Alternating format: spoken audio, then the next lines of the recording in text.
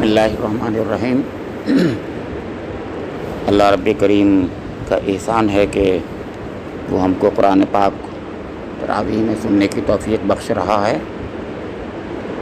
آج ہم لوگوں نے 8 صورتیں سنی ہیں، ان میں سے 3 صورتیں جو ہیں وہ 27ویں پاری کی تھیں، سورہ الرحمن اور سورہ الواقعہ اور سورہ الحدید، اور اس کے بعد سورہ مجادلہ، سورہ حشر، سورہ ممتحنہ، سورہ صف اور سورہ جمعہ 5۔ یہ صورتیں ہم نے 28ویں پارے کی سنی ہیں، اور ابھی 28ویں پارے میں بھی پوری 4 صورتیں رہ گئی ہیں۔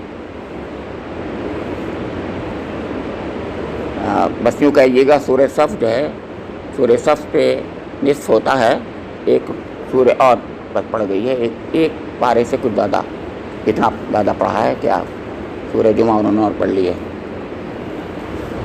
پتہ نہیں، بہرحال تو مطلب ابھی 28 پارے نہیں ہوئے۔ تو بہرحال تو میں نے جیسے عرض کیا ان سورہ کے بارے میں کہ یہ 8 صورتوں میں 2 صورتیں جو ہیں وہ مکی ہیں، جو شروع کی ہیں سورہ رحمان اور سورہ واقعہ، اور 6 صورتیں جو ہیں ان میں ایک سورہ الحدید ہے پہلی والی، وہ آخر میں ہے، سورہ 27ویں پارے کے آخر میں، اور اس کے بعد باقی 5 صورتیں جو ہیں ہم نے جو ہیں سورہ 28ویں پارے کی، یہ سب کی سب مدنی سنی ہیں، تو 5 + 1 6 صورتیں مدنی ہیں اور 2 صورتیں آپ کی مکی ہیں۔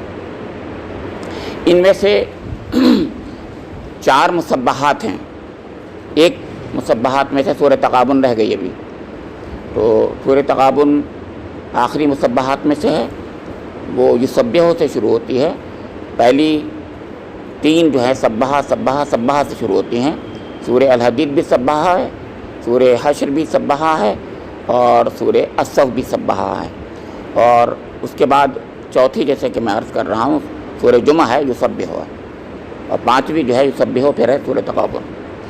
اس میں خاص بات یہ ہے، مصبحات کے بارے میں ایک بات بہت بنیادی نوعیت کی سمجھ لیجئے کہ اللہ تعالیٰ کی تسبیح کے بارے میں 2 مضارع کا صیغہ یا تو ہوگا یا ماضی کا صیغہ ہوگا، تو سبحہ ماضی کا صیغہ ہے، یسبح مضارع کا صیغہ ہے۔ تو ماضی کے صیغے کا معنی یہ ہے کہ تسبیح کی ہے، اور مضارع کے صیغے کا معنی یہ ہے تسبیح کرتے ہیں، کائنات کی ہر چیز تسبیح کرتی ہے، تو گویا یہ بات جو ہے مکمل ہو جاتی ہے، تسبیح کی بھی ہے، تسبیح کرتی بھی ہے، کائنات کی ہر چیز تسبیح کرتی بھی ہے، تسبیح کی بھی ہے اس نے۔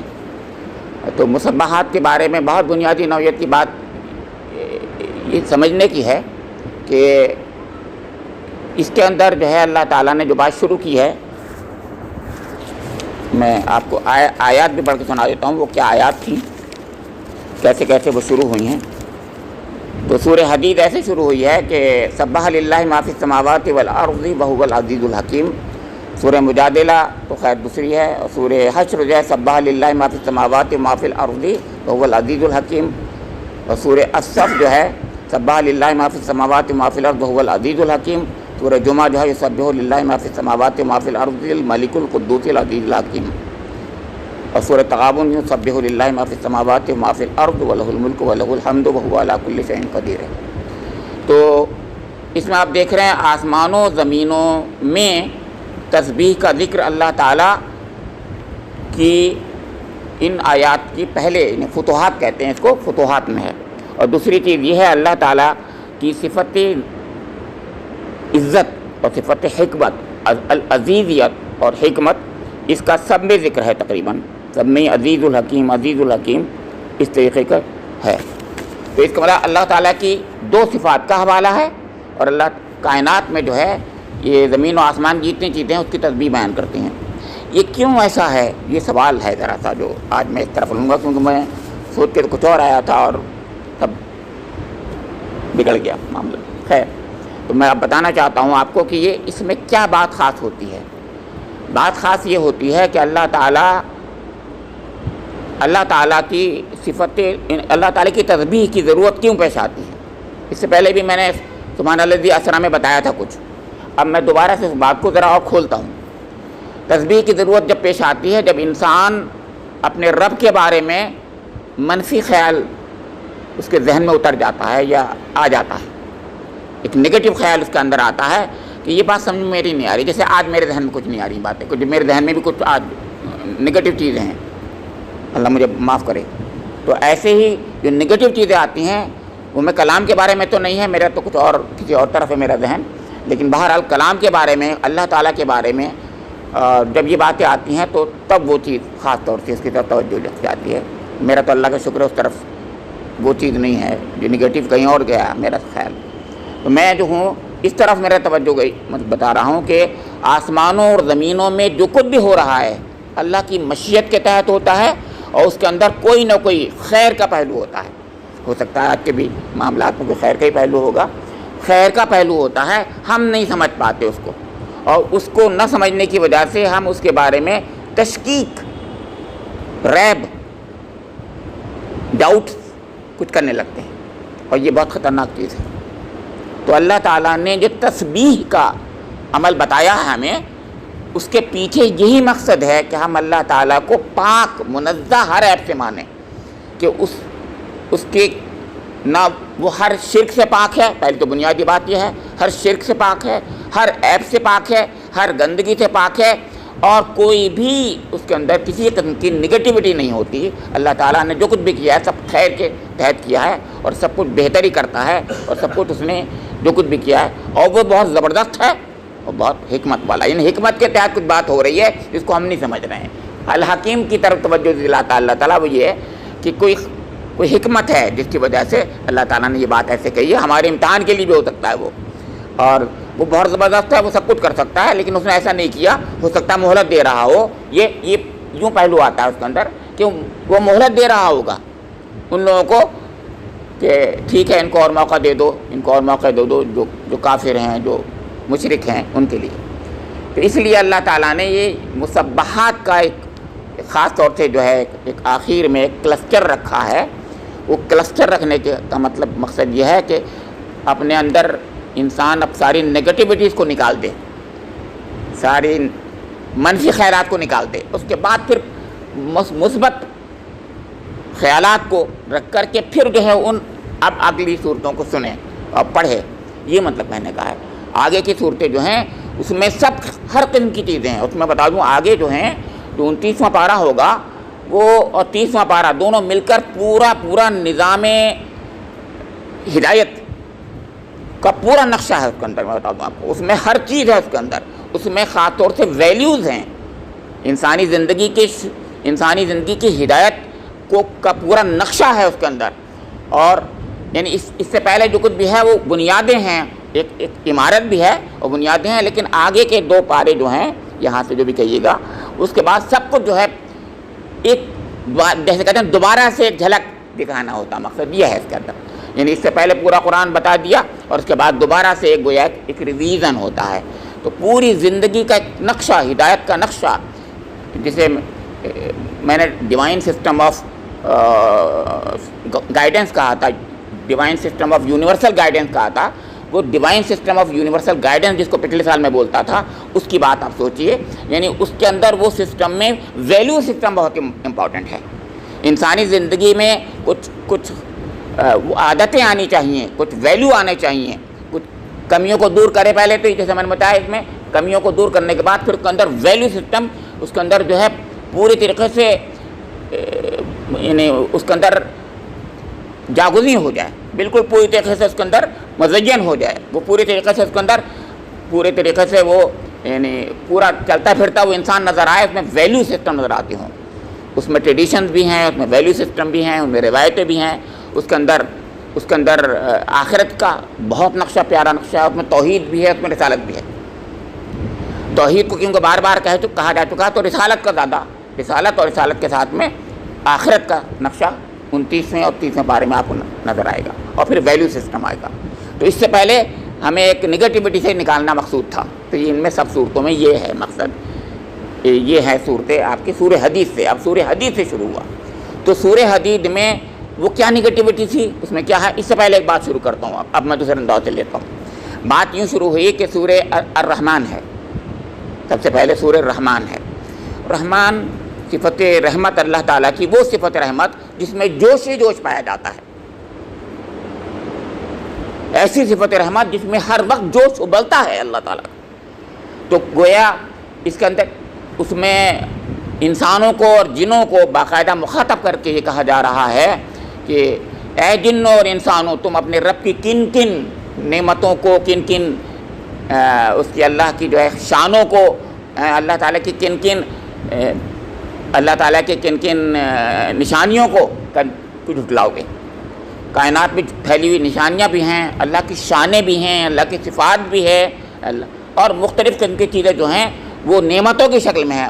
اللہ کی کن کن نعمتوں کو، اس لیے بہت سے لوگوں نے تو مطلب صرف نعمتوں کو ہی لکھا ہے کہ نعمتوں کو، کن کن نعمتوں کو جھٹلاؤ گے۔ تو رحمت کے ساتھ نعمت تو سمجھ میں آتی ہے نا،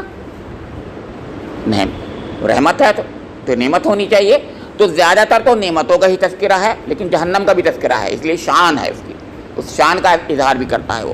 تو اس میں جہنم کا تذکرہ بھی ہے کہ یطوفون بینہا و بین حمیم آن، اور اس میں جہنم کا ذکر ہے، آذہ جہنم التی یکذب بہا المجرمون یطوفون بینہا و بین حمیم آن۔ تو یہ تو نعمت نہیں ہوئی، یہ تو بہرحال اس میں کوئی دو رائے نہیں، وہ شان ہے اللہ کی۔ تو شانوں کا بھی تذکرہ ہے اس کے، اور اس کی نعمتوں کا زیادہ سے زیادہ تذکرہ ہے۔ تو اب پہلے نعمتوں کا تذکرہ اس کا بیان کیا گیا اللہ تعالیٰ نے، اس کی رحمت کا جوش ہے۔ سب سے پہلے علم القرآن کہہ رہا ہے، سب سے بڑی نعمت کون سی ہے؟ قرآن، یہاں سے شروع ہوتی ہے بات۔ وہ رحمان وہ ہے جس نے قرآن کا علم دیا، انسان کو قرآن کا علم دیا، تو سب سے بڑی نعمت تو یہی ہے، اس سے بڑی کوئی نعمت تو ہے ہی نہیں، حقیقت یہ ہے۔ پھر دوسرا ایک اور علم دیا جس کی وجہ سے میں آپ کے سامنے بول رہا ہوں، نطق، بولنے کی، جو خاص طور سے جانور بولتا ہے تو جانور جو بولتا ہے وہ اس کے اندر وہ چیز نہیں ہوتی کہ وہ ایک دوسرے کو وہ سمجھا سکے کہ میں کیا کہہ رہا ہوں، یعنی اتنا زیادہ اس میں باریکیاں، اس میں جو ہارمونکس ہیں، جو تبدیلیاں آتی ہیں ساؤنڈ سسٹم میں، وہ ووکل سیکس اتنے پاورفل نہیں ہوتی، جانور کے ووکل سیکس نہیں ہوتے اتنے پاورفل، اور نہ زبان کا یہ جو ہے وائبریشن اتنا پاورفل ہوتا ہے، دونوں چیزیں اتنی پاورفل نہیں ہوتی۔ تو نطق کی پاور جو ملی ہے اللہ تعالیٰ نے انسان کو دی ہے۔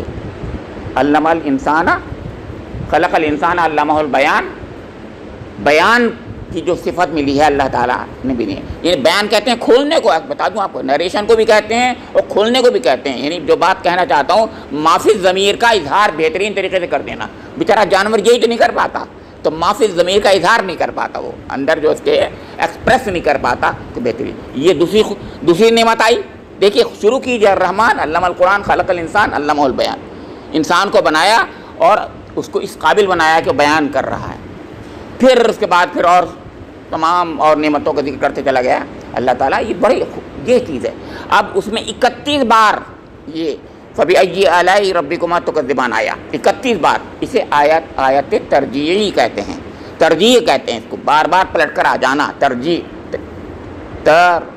را جیم یہ عین، ترجیح آیت کہلاتی ہے، یعنی رجوع کی طرف، رجت کہتے ہیں پلٹنے کو، تو پلٹ کے بعد بار بار فَبِأَيِّ آلَاءِ رَبِّكُمَا تُكَذِّبَانِ آتا ہے۔ یہ کیوں آتا ہے؟ یعنی مجھے بار بار یاد دلایا جاتا ہے کہ اے جن اور انسان، اے جنوں انسانوں، تم اپنے رب کی کن کن نعمتوں کو جھٹلاؤ گے، کن کن نعمتوں کو جھٹلاؤ گے، کن کن شانوں کو جھٹلاؤ گے، یہ ہے۔ تو اب اس کے بعد میں انسان کے اندر پازیٹیوٹی آنا چاہیے، تو یہ کہا کہ جو لوگ نہیں جھٹلائیں گے وہ سابقون الاولون ہوں گے، جو لوگ جو ہیں بس ایسی ویسی لے کر رہ جائیں گے وہ شاید اصحاب الیمین ہو جائیں گے، لیکن جو بالکل جھٹلا دیں گے وہ اصحاب الشمال ہو جائیں گے۔ ابھی اگلی سورہ جو ہے اس طرف آگے آ جاتی ہے، یعنی گویا وہ ہم سے یہ کہتا ہے، قرآن پاک یہ کہہ رہا ہے کہ تمہیں ہونا تو یہ چاہیے تھا کہ تم السابقون ہونا چاہیے تھا تمہیں، کیونکہ ہم نے تو تمہیں اتنی نعمتیں دی تھی، انسان بنایا تمہیں، یہی بڑی بات تھی، اور پھر اتنا بڑا عقل والا اور بیان کی قوت بھی تمہیں دے دی اور نعمتوں سے نواز دیا، نعمتیں بکھیر دی ساری کی ساری، تو تمہیں سبقت کرنی چاہیے تھی، لیکن پھر بھی ایسے ہوں گے۔ تو پھر اللہ تعالیٰ فرماتا ہے کہ ہاں جنہوں نے سبقت کی ہوگی تو میں ان کو بہت ہی نواز دوں گا، اور جن کے دائیں ہاتھ میں اعمال ملے گا، ہاں ان کے لیے بھی جنت تو ہوگی، ضرور جنت ہوگی، لیکن ان کو نہیں چھوڑوں گا جنہوں نے اتنی نعمتیں میری ہونے کے باوجود اس کو جھٹلایا ہوگا۔ تو ان کے بائیں ہاتھ میں اور پیچھے سے ان کو جو ہے نام اعمال دے کر ذلیل کروں گا ان کو اور جہنم میں ڈال دوں گا ان کو، اور سخت ان کا حمیم اور پیپ کہو کچلہو کیا کیا کیا بتایا، بہت سخت عذاب وہ کرتا تھا۔ اور اس کے بعد پھر یاد دلایا آخر میں ایک بات کہ تم کس بات پر نازاں ہو۔ آخر میں یہ کہا ذرا غور تو کرو، کہ تم یہ سمجھتے ہو کہ تم خود بخود پیدا ہو گئے، ہم نے پیدا کیا تھا تمہیں، تم کیا تھے، اپنی حقیقت پر غور کرو۔ اب پھر دوسری طرف توجہ دلاتا ہے کہ جب وہ رحم مادر میں جو نطفہ ڈالا جاتا ہے اس سے انسان میں بناتا ہوں کہ تم بناتے ہو۔ کھیتی میں زمین میں جو بیج ڈالا جاتا ہے اس سے جو درخت اگتا ہے یا پودا اگتا ہے، وہ درخت و پودا میں اگاتا ہوں یا تم اگاتے ہو۔ پانی جو آسمان سے اوپر آتا ہے، وہ پانی جو برستا ہے، اگر وہ بالکل میں کھارا کر دوں اس کو تو تم کیا کر لو گے؟ اور وہ آگ جس سے تم جو ہو دنیا کے اندر بہت سے آگ سے بھی بہت سے فائدے ہوتے ہیں، وہ میں نے اس کا درخت پیدا کیا تھا، تم نے کیا تھا، اگر میں جو ہوں اس کے برخلاف کر دوں تو کیا ہوگا؟ تو پانی بھی کچھ کر دوں تو کیا ہوگا؟ اور آخر میں ایک بات کہی ہے، اور سنو ایک وقت اور آتا ہے جب تمہاری موت آنے والی ہوتی ہے تو میں تمہارے زیادہ قریب ہوتا ہوں، تو اس وقت تم کیوں نہیں واپس لے آتے اس زندگی کو، دوبارہ سے کیوں نہیں لے آتے؟ اگر تمہارے بس کا تو تم لے آؤ۔ بہت سخت بات کہی ہے، ہم تمہارے بہت قریب ہوتے ہیں اس وقت، اور تم سب کے سب دیکھتے ہوتے ہو اور سب کے سب دم بخود ہوتے ہو اور سب لوگ دعائیں مانگتے ہوتے ہو، لیکن میں ہوں جو کہ ہے اس کو جو ہے موت دے دیتا ہوں، تو پھر تم کچھ نہیں کر سکتے۔ تو کہا آخر میں فسبح بسم ربک العظیم، 2 بار کہا ہے حالانکہ، سمجھا آپ کے؟ تو اللہ تعالیٰ نے یاد دلایا ہے، تو اللہ اپنے ربی کی تسبیح بیان کرو، سمجھا؟ ابھی کی تسبیح بیان کرو، فوراً آگے کیا آ گئی سورہ اگلی؟ سبح للہ ما فی السماوات والارض۔ غور کیجیے، یہ حلقہ ہے جو بن گیا حلقہ، ادھر آخر میں فسبح بسم ربک العظیم کہہ کر کے اور 2 بار کہا تھا، تو یہ جو کہا تو اپنے رب جو عظمت والے رب کی تسبیح بیان کرو، تو اس کے بعد کہا کہ تم ہی نہیں کرو گے، تم اگر کرو گے تو بڑا احسان نہیں کرو گے ہمارے ساتھ، اس لیے کائنات کی ہر چیز تسبیح بیان کر رہی ہے، اس نے تسبیح بیان کی ہے، یہ کہا ہے، یہاں سے شروع ہوئی ہے۔ ہاں پھر یہ بات یاد دلائی جو اس میں آپ کی بات آئی ہے، سورہ رحمان میں کہا ہے کہ جو لوگ ایسے ہوں گے، اچھے لوگ جو ہیں نعمتوں کا شکر ادا کرنے والے ہوں گے، تو ان کی حوصلہ افزائی کی ہے اس میں سورہ حدید میں۔ یہ کہا کہ جو لوگ جو ہیں سبقت لے جائیں گے اور ابھی سے مال اپنا خرچ کرنا شروع کر دیں گے، پہلے خرچ کر دیں گے فتح سے پہلے، تو وہ زیادہ ان کو اجر ملے گا۔ ہاں دوسروں کو بھی مل جائے گا تھوڑا بہت، لیکن سب سے زیادہ ان کو اجر ملے گا جو فتح سے پہلے، جب قربانیاں دینے کا وقت ہوتا ہے اس وقت جو قربانی دیں گے تو ان کو ہم اجر عظیم سے نوازیں گے، یہ کہا انہوں نے۔ اور دیکھو پھر یاد دلایا اپنے پرانی اہل کتاب کو، یاد رکھو انہوں نے کیا کیا، وہ اللہ کے خاطر وہ سمجھ رہے تھے ہم اللہ سے کا قرب حاصل کریں گے، لیکن بگڑ گئے، وہ غلو میں چلے گئے اور سمجھنے لگے ہم اللہ سے زیادہ محبت کرتے ہیں، ہم اللہ سے زیادہ وہ کریں گے۔ نہیں، وہ بھی غلط طریقہ ہے، جتنا ہم نے تمہیں بتا دیا وہی طریقہ زیادہ بہتر ہے، زیادہ بہتر طریقہ یہی ہے جو اللہ تعالیٰ نے اسلام کا طریقہ سکھایا ہے، نہ اس میں افراط ہو نہ تفریط ہو۔ عیسائیوں نے کیا کیا؟ عیسائیوں نے یہ کیا کہ افراط کر دی اس کے اندر، اور اس میں اللہ تعالیٰ کا قرب حاصل کرنے کی خاطر اس میں رہبانیت کا طریقہ اختیار کر لیا، بس جنگلوں میں چلے گئے، غاروں میں چلے گئے، بیوی بچے کا بکھیڑا گویا سمجھنے لگے کہ بکھیڑا ہے، اس کو تو کرنا نہیں چاہیے ہمیں، سب کچھ چھوڑ دیا انہوں نے، دنیا چھوڑ دی، جنگلوں میں غاروں میں باہر چلے گئے۔ یہ طریقہ صحیح نہیں ہے، جو ہم نے طریقہ سکھایا وہی طریقہ کرو اختیار، یہ بتایا اس کے اندر۔ ایک چیز اور بتائی ہے درمیان میں، بلکہ 2 چیزیں ہیں کیونکہ بات آ جائے گی طرف بھی۔ ایک تو الحدید کا ذکر ہے اس کے اندر، ایک انبیاء کرام کیوں آئے، کیوں بھیجے گئے؟ فرمایا کتاب، میزان اور بینات لے کے آئے تھے، وہ 3 چیزیں لے کے آئے تھے، الکتاب، میزان اور تیسری چیز کیا؟ بینات لے کے آئے۔ اور تیسری چیز ایک اور ہے लियक़ूम अन्नासु बिलक़िस्त, मकसद इनका ये था तमाम अंबिया किराम का कि इस दुनिया में अदल व इंसाफ को कायम कर दें, अमलन कायम करके दिखा दें। कि अदल में और क़िस्त में फ़र्क बता दूँ आज मैं। अदल में कहते हैं, अदल माने बराबरी करना, इंसाफ कर देना, लेकिन क़िस्त के माने इंसाफ करके दिखा देना, इम्प्लीमेंट करके दिखा देना, अमलन नाफिज कर देना। तो अमलन निफाज जब हो जाता है तो क़िस्त बन जाता है वो। जब तक अदल वैसे भी अदल होता है, मैं आपकी बात में भी अदल कर सकता हूँ, लेकिन अमलन इम्प्लीमेंटेशन जब होता है, उस इम्प्लीमेंटेशन के बगैर क़िस्त नहीं हो सकता। क़िस्त जब ही होता है जब इम्प्लीमेंट हो जाता है। अदल का इम्प्लीमेंटेशन जो है क़िस्त होता है। तो कहा कि इसलिए भेजे थे हमने अंबिया इकराम, लेकिन लोगों ने बाद में वही जो मैंने कहा जो गलती की वो गलती की। क़िस्त यहाँ भी कायम नहीं रख पाए और इंसाफ नहीं कर पाए, अपनी ज़िंदगी में भी इंसाफ नहीं कर पाए, लिहाजा वो इधर से उधर, इधर से इफ़रात से तफरीद की तरफ, तफरीद से इफ़रात की तरफ चलने लगे। तो तुम ऐसा ना करना। अब देखिए, तो यहाँ भी हौसला अफजाई उनको थी जो साबिक़ून वाले थे, सबकत करने वाले थे। जो कुरान में बकायदा यहाँ भी सबकत करने की बात थी, इससे पहले सबकत की बात आई थी ना, तो सबकत से सबकत को जोड़ा गया है। अब आगे आइएगा, अब आगे जो है अगली सूरह आ जाती है, सूरह हदीद के बाद अगली सूरह आती है, तो वो मुजादला है। अब वो मुजादला का गोया क्रक्स ये है कि अल्लाह ताला जो है अपने बंदों की खातिर नए यानी हिदायत के नए पैराए और शरीयत के नए नुक्ते इस दुनिया में उनकी खातिर जो है दे देता है, जो उसके प्लान के में आम तौर से नहीं था, लेकिन वो उसके लिए ख़ास तौर से इमरजेंसी के लिए ही शायद उसको रखा गया है। यानी गोया ऐसे कुछ लोग होंगे जो दिखाना मकसूद था। मकसूद यही है कि कुछ ऐसे लोग आएंगे जिनको मैं उनके लिए खुसूसी एक हिदायत का सामान दूंगा। तो एक औरत, एक मजलूम औरत, बुढ़ापे के ज़माने में उसके शौहर ने उसको ज़िहार उससे कर लिया। ज़िहार कहते हैं कि तेरी पीठ मेरी माँ की पीठ की तरह है। बच्चे थे उसके, बूढ़ी औरत थी बेचारी। हज़रत साहब जो थे वही बूढ़े हो गए थे, लेकिन ये बूढ़ी थी। और बूढ़ी हो या ना हो, वो तो बेचारी ये कह रही है कि मैं तो जी लूँगी कैसे भी, लेकिन इन बच्चों का क्या होगा। और वो बार बार हुजूर नबी अकरम से कह रही है कि क्या हो। हुजूर ने कहा नहीं, अब वो इसको तो तलाक़ मुग़ल्लिज़ा हो गई, क्योंकि उस वक्त तक के जो अहकाम है उसकी रोशनी में यही बताया गया था। वो बार बार फरियाद कर रही है, बार बार गोया मुजादला कर रही है। कुरान उसको मुजादला, सूरह का नाम मुजादला है।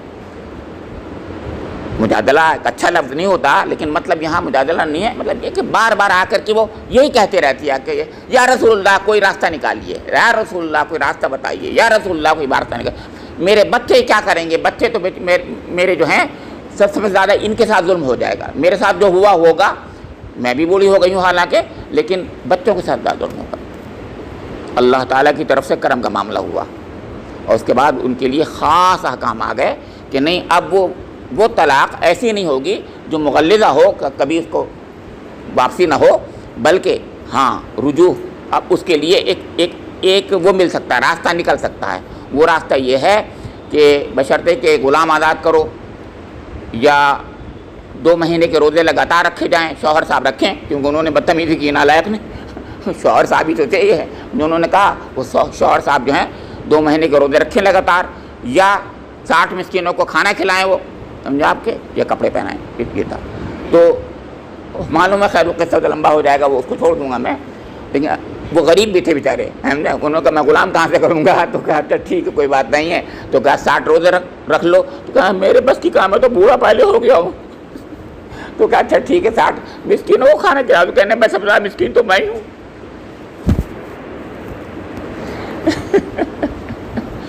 इस पर अल्लाह मुस्कुराता है। एक गलती कर रहा है, लेकिन बीवी की खातिर उसको माफ़ किया जा रहा है। माफ़ कीजिए, मैं बार बार कहे जा रहा हूँ, ये बात बार बार कहे जा रहा हूँ मैं। और अल्लाह ताला उसके नाज़ व नखरे भी बर्दाश्त कर रहा है, उस शख्स के जिन्होंने गलती की थी, है कि नहीं, कफ़ारा भी नहीं दे रहे हो, लेकिन वो मजबूर हैं। अच्छा चलिए, नालायक के लिए मैंने वो कर दिया, क्या कहूँ भाई। हाँ नहीं, साहबी तो हैं, मतलब क्या उसके लिए क्या कहूँ, गलती हो गई। अच्छा غلطی ہو گئی. دیکھیے لائق جو ہمارے یہاں ہوتا ہے بہت اچھی شخص کو کہتے ہیں لائق مند, ہے کہ نہیں. نون میں الف لگا کر کے جب کہتے ہیں ہمارے اس کو دوسرے انداز میں بول دیتے ہیں, لیکن لائق جو ہوتا ہے ہمارے یہاں لائق میں اس کو لائق سے نالائق بولتے ہیں. اگر اس کو کوئی ویسا برا لفظ ہے اگر تو بالکل میں نے وہ کر دیا اس کو, لیکن میں اس کو اس انداز میں لیتا ہوں. لائق کو میں برے اس الفاظ میں نہیں کہتا ہوں, مطلب اس قابل نہیں تھے, مگر اس کے باوجود یہ کہنا یہ چاہ رہا ہوں اس کے باوجود ان کو نواز رہا ہے اللہ تعالیٰ. یہ کہہ رہا ہوں کہ لائق نہیں تھے تو بھی نواز رہا ہے, تو یہ نا کے ساتھ میں لگایا تھا لائق. تو اللہ تعالیٰ نے ان کو مسکرا گیا وہ کر کے کہتا ٹھیک ہے تمہیں غریب ہو تو تم ہی کر لو, اور اس کے بعد ان کا کفارہ مان لیا گیا, کیونکہ غریب تھے وہ, حقیقت میں غریب تھے بیچارے. لیکن غصہ اللہ تعالیٰ ناراض تو تھا ان پر, ایسی بات تھوڑی تھی, ناراض نہ ہوتا تو پھر ایسی بات اتنا لمبا چوڑا کیوں ہوتا واقعہ. تو یہ مجادلہ ہے اس سورہ کا. اس عورت کے ساتھ میں کتنا اللہ کا کرم ہے, غور کیجئے, آپ اس پہ غور کیجئے.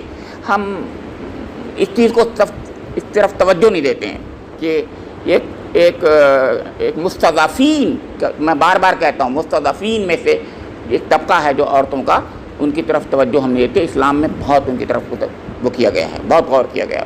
ان کی خاطر شریعت کے احکام کو یعنی اس کو امینڈمنٹ کیا گیا ہے, سب کچھ ان کے لیے کیا گیا, ان کے لیے الگ سورہ نازل کی گئی ہے, ان کے لیے سب کچھ الگ الگ بات کی گئی ہے.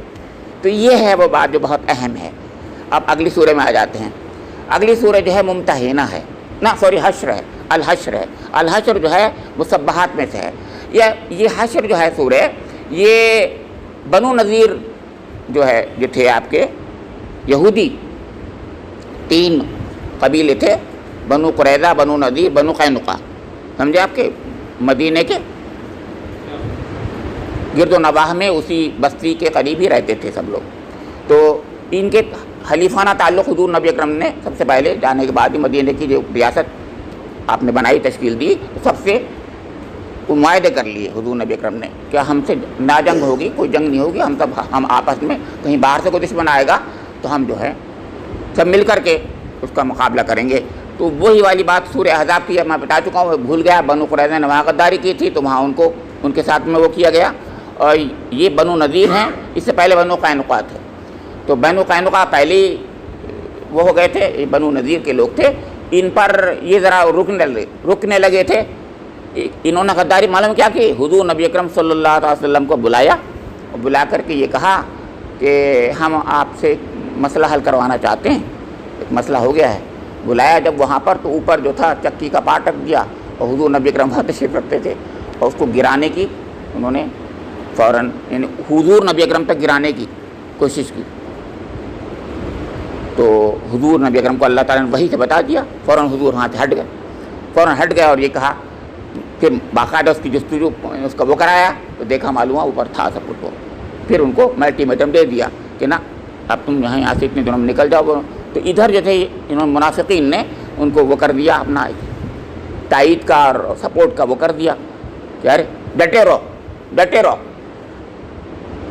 پھر اس کے بعد یہ ہوا کہ کچھ دنوں کے بعد محاصرہ ہو گیا. اس کے بعد پھر آپ سمجھ لیجئے کہ ان کو سب کو جلا وطن کر دیا گیا, اور بس ایک اونٹ پہ 3 بس بیٹھیں گے, اس کے بعد باقی سب نکل لو, کچھ نہیں ہونا ہے. اور پھر ایک بھی نہیں بولا ان میں منافق جو تھے. اب عبداللہ بن ابی نے بھیج دیا تھا کہ ہم یہ کریں گے. تو یہاں اس میں تبصرہ ہے دونوں کی طرف کہ وہ کچھ نہیں کر پائے, اور یہ جو تھے آپ کے جو تائید و سپورٹ کی بات کر رہے تھے وہ یہیں رہ گئے حقیقت کے لحاظ سے, کچھ نہیں کر پائے. دونوں کے بارے میں تبصرہ تھا سورہ حشر کے اندر. اور حشر کی آخری آیات جو ہیں وہ تو آپ کو پتہ ہی ہے, توحید کی آیتیں ہیں, بہت پیاری آیتیں ہیں. ان کو الگ سے اب یاد کر لیجئے کبھی, مطلب ذہن میں یاد کر لیجئے. یا ایھا الذین آمنوا اتقوا اللہ ولتنظر نفس ما قدمت لغد واتقوا اللہ ان اللہ خبیر بما تعملون ولا تکونوا کالذین نسوا اللہ فانساہم انفسہم اولئک هم الفاسقون.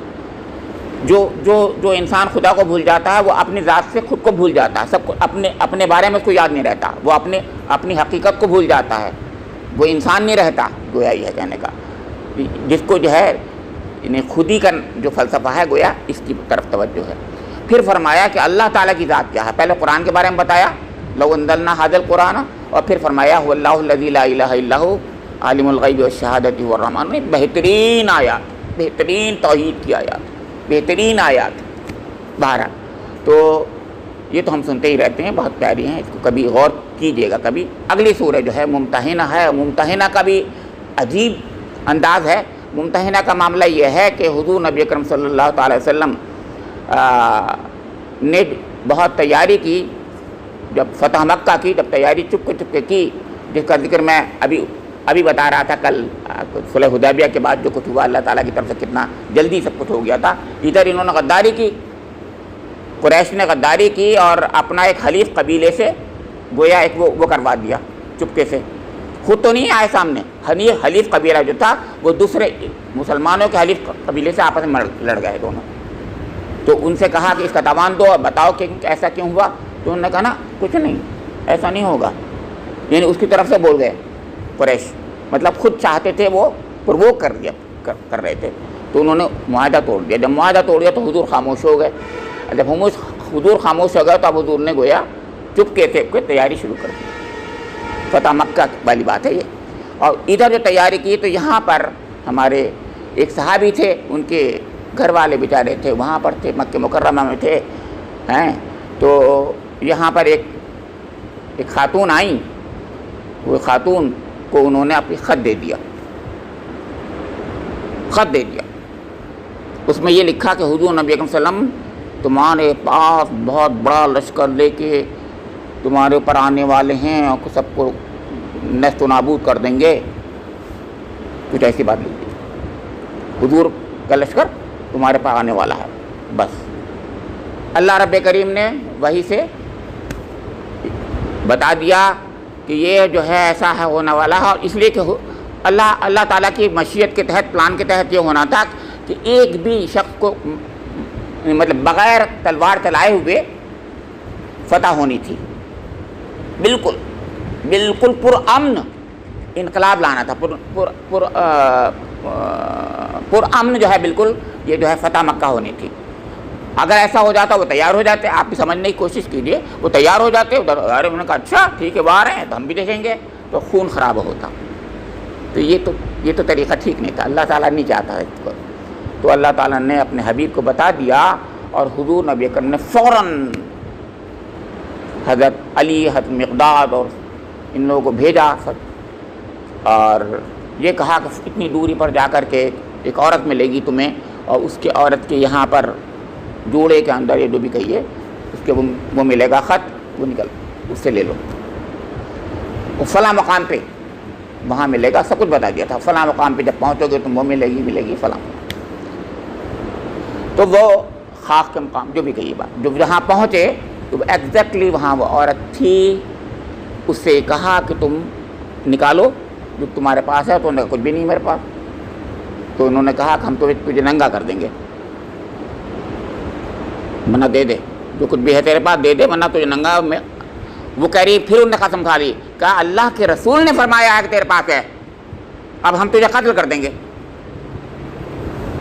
نکالا, یہ بتا رہا ہوں یہ اللہ کا رسول اسے کہتے ہیں.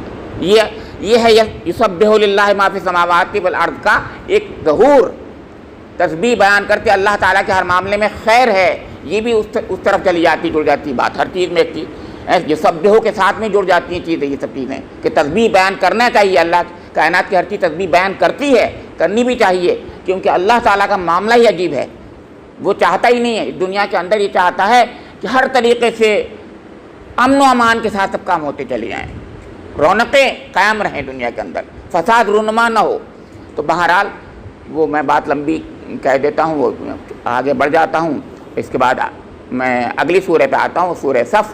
سورہ صف جو ہے یہ بتاتی ہے ہمیں کہ اے مومنوں لم تقولون ما لا تفعلون کبر مقتا عند اللہ ان تقولوا ما لا تفعلون, کہ دیکھو جو تم کہتے ہو وہ تم کیوں ایسا کرتے ہو, جو کہتے ہو کرتے کیوں نہیں ہو. لما تقولون ما لا تفعلون, کبر, یہ بہت بری بات ہے اللہ کے نزدیک جو تم کہو کرو نہیں.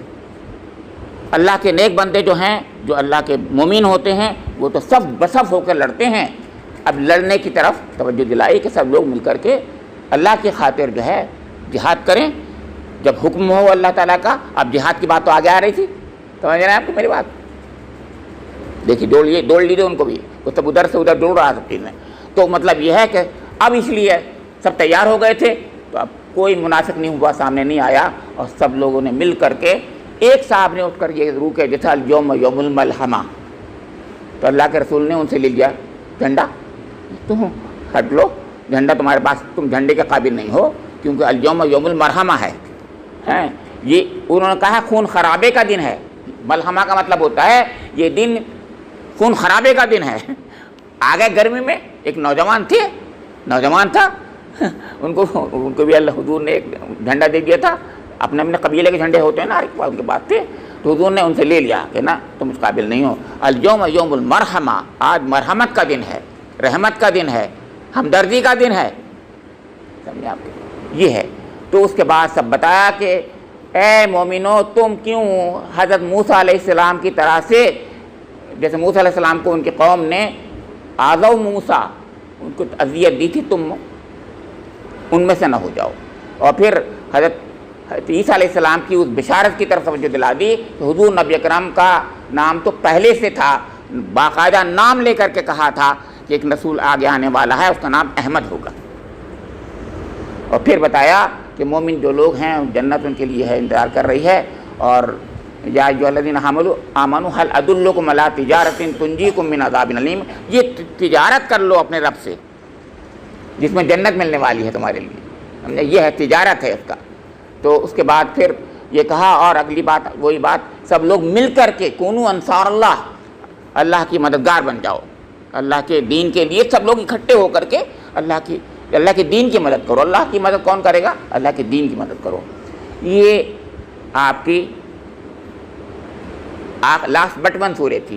اس کے بعد سورہ جمعہ ہے. سورہ جمعہ تو ہم جانتے ہیں, حضور نبی اکرم کا وہ مقام اور حضور نبی اکرم کا جو منصب ہے اس کا ذکر کیا جا رہا ہے اس کے اندر, کہ هو الذی بعث فی الامیین رسولا منہم یتلو علیہم آیاتہ ویزکیہم ویعلمہم الکتاب والحکمہ.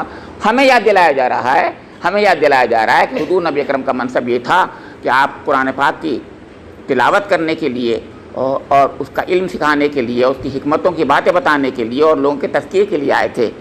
لیکن اللہ کے رسول والا کام اب ہمیں کرنا ہے, کار رسالت ہمارے ذمہ ہے. اب تو وہ کام جو تھا وہ سب کام ہمارے ذمہ ہے. اللہ رب کریم سے میری دعا ہے کہ مجھے اور آپ لوگوں کو وہ کام جو کار رسالت قیامت تک کے لیے ہمارے ذمہ جو کر دیا گیا ہے, اللہ تعالیٰ اس کی توفیق بھی نصیب فرما دے, قوت اور ہمت بھی نصیب فرما دے, اور اللہ رب کریم ہم کو ان لوگوں میں شامل فرما لے جو حقیقت میں اللہ تعالیٰ کے ان نیک بندوں میں شمار ہوں جو اللہ تعالیٰ کے یہاں مقبول ہوں, اور ان کی اللہ تعالیٰ مغفرت فرما دے. رب کریم میری آپ کی سب کی مغفرت فرما دے.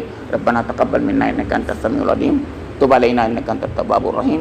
مجھ سے جو زبان سے غلط بات نکل جاتی ہیں اللہ تعالیٰ معاف کر دے رب کریم. اے اللہ ہم سب کی غلطیوں کو معاف کر دے رب کریم. اے اللہ ہم صحابہ کرام کے بارے میں ہم بہت اچھا گمان رکھیں, زبان سے کوئی لغزش بھی نہ ہو. اے اللہ معاف کر دے رب کریم. ربنا تقبل منا انک انت السمیع العلیم تب علینا انک انت التواب الرحیم. وآخر دعوانا الحمد للہ رب العالمین.